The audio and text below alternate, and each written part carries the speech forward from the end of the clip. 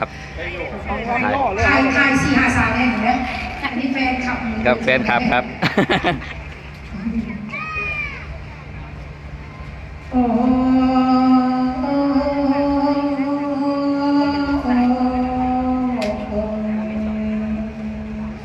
โอ้หลับฟ้าฟ้าห้องลาใจสาวพาสุขมาคิดพอแต่วันเก่าคนพ่อแม่บ่าวเบาสอนไปตั้งแต่นั้นยังเป็นสาวน้อยพ่อแม่ว่าอย่าลืมตน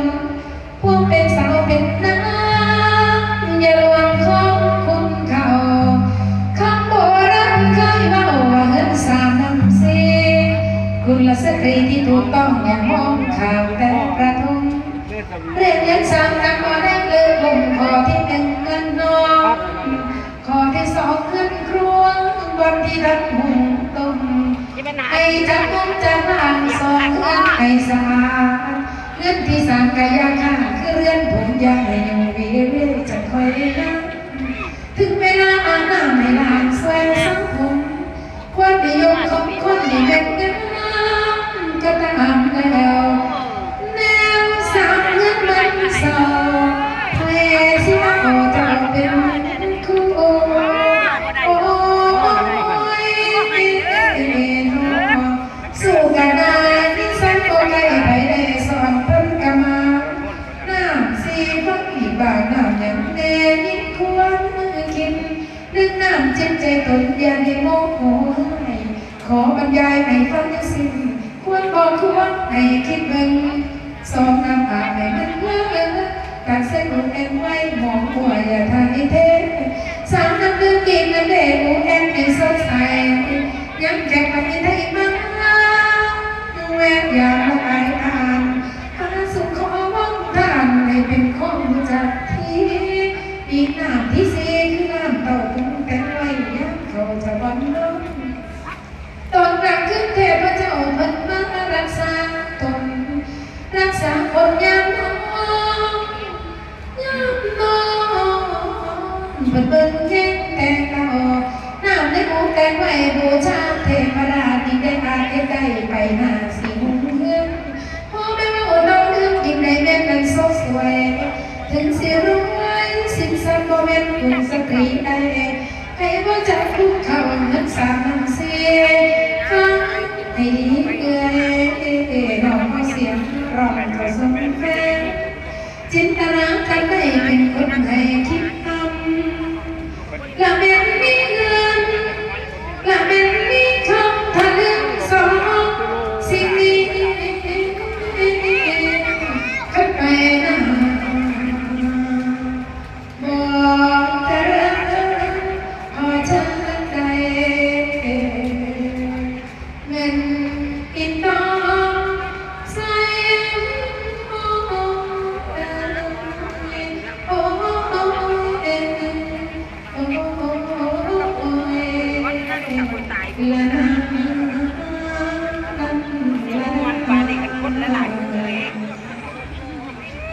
มวนครับครับ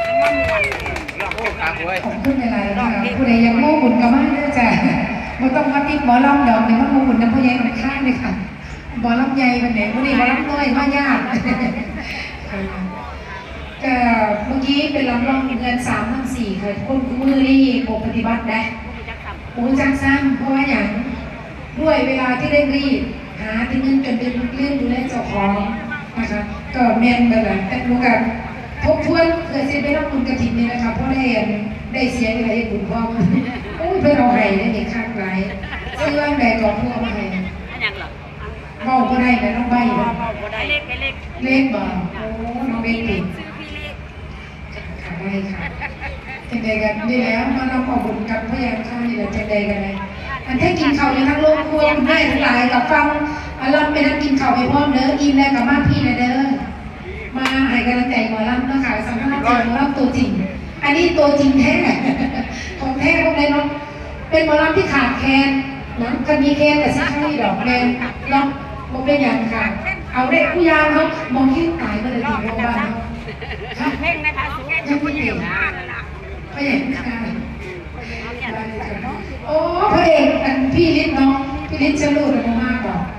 ใครกับใครทะลุกันดี เป็นไปทำไมล่ะเข้าวัดก็ลงไปยังเข้าได้อยู่เอาเนาะบริยานผีย่านสามเลย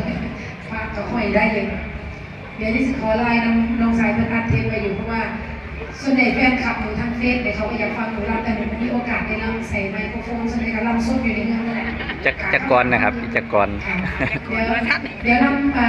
อันนี้ฟังอีกนะคะเป็นโกนะคะส่วนใหญ่รำนกหนูก็รำได้แค่2-3ก่อนเพราะว่าเขาไม่ได้ฝึกจริงส่วนใหญ่พี่รำไปวิ่งคาราโอเกะแล้วหลอกเลยเนาะฝันให้ไกลใจเดินร้อย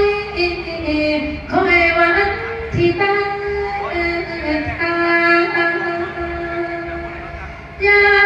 รอวาสนาบอกเข้าเบาบอกเท่าให้นั่งมองทางสายน้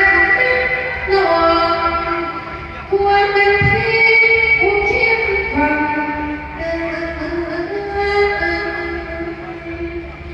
หัวไปถึงการไกลอย่าเสียใจสิมาบัดหาสวยอย่างนี้นอนโอ้เริ่มงานมาเลย2 คนแฟนคลับบอกที่เขาไม่เลยทั้งบ้าน บ่มีหอดแค่นั่งก็ได้ยินเสียง แม่พูดอะไรเนี่ยแม่คนเขาอยู่บ่คุณแม่มาคุณแม่มาฟังจะมีแฟนเพลงอะไรอีกซีรีส์ดีกว่านี้ไหม ก็มากจนมันเรื่อย เดี๋ยวนะคะแป๊บนึงพอดีอันในประตูได้ทราบว่าคุณถ่ายรูปไปเนี่ยเดี๋ยวผมก็ซื้อมาทำอยากเนี่ยอยากนำมันเขาเรียกอะไรอันไทยมีครูคันโซนที่เขากระซิบข้างอยู่ลงไปโมลิโมเหลียไปว่าอยากขึ้นเวทีไงดูได้เนาะเป็นเหมือนยังแล้วอยู่ จะไปเปิดเวทีบางนี้เนาะ ลำไทยเพื่อฟังอะไรเนี่ยเนาะมาพี่ดนตรีกับลำไทยนี่แหละ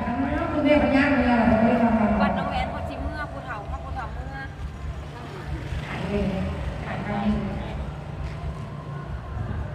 โอ้ยโล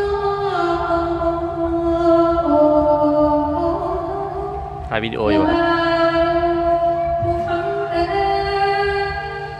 บัดนี้นางสีตาหนึ่งเป็นขอสาวนักเรียนตำต้อจงในกลุ่มกศละหายเลยโอ้น้องโอ้ไม่นำเลยไปส่งให้เดินใส่สอเรียนทำไมบอกเรียนรอเพิ่งทำให้บัดเธอโต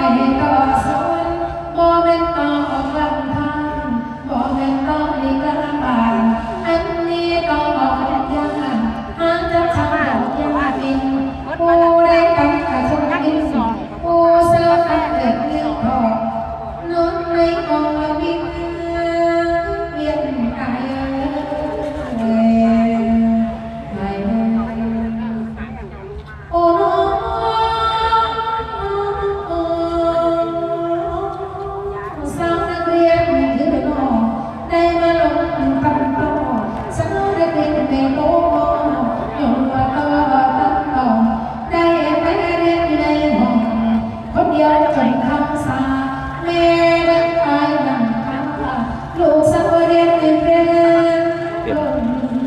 คนได้ผัดเป็นทางยายหายหายโอ้โอ้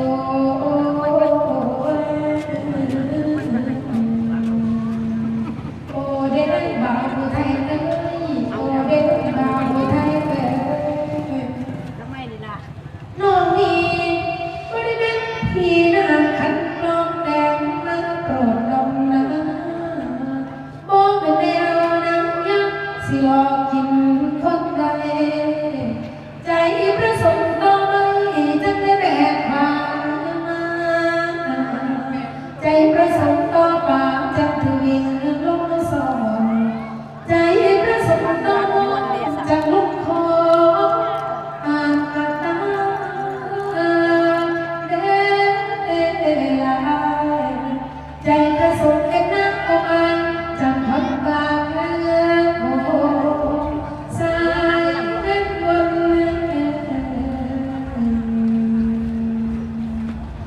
โอ้เด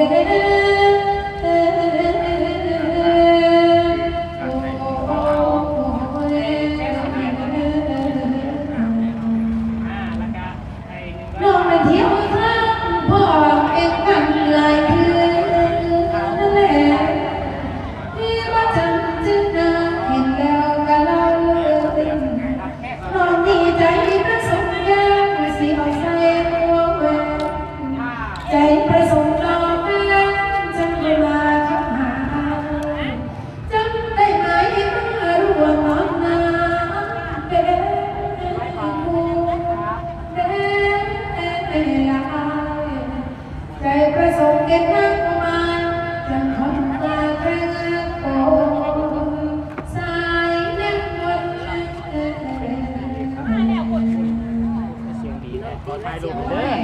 ยาสิมันจะติดของฟังกันกันบ่ลำสดได้ดิคืออันแค่ไหน ไหนล่ะ มาไม่โอ้ยทำไมเหรอสินี่ล่ะ จังว่าไม่เด้อ โอ้ยขอบคุณหลายค่ะ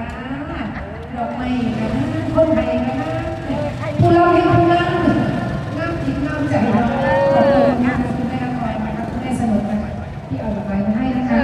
ดอกไม้นี้เป็นดอกไม้ที่บริจาคแม่ให้